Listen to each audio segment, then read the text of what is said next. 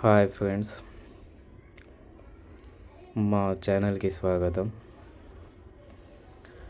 ఇవాళ మాట్లాడదాం rose water gulab Jal గురించి. దీని యూజెస్ ఏంటి, ఎలా యూజ్ అవుతుంది దాని గురించి చెప్తాను మీకు. ఇది చాలా ప్రకారంగా యూజ్ అవుతుంది. మీకు ఏదైనా ఆర్థిక సమస్యలు ఉంటే దాని గురించి కూడా యూజ్ చేయొచ్చు. ఏదైనా ప్రేమ సమస్య గురించి కూడా మీరు దీనికి యూజ్ చేసుకోవచ్చు.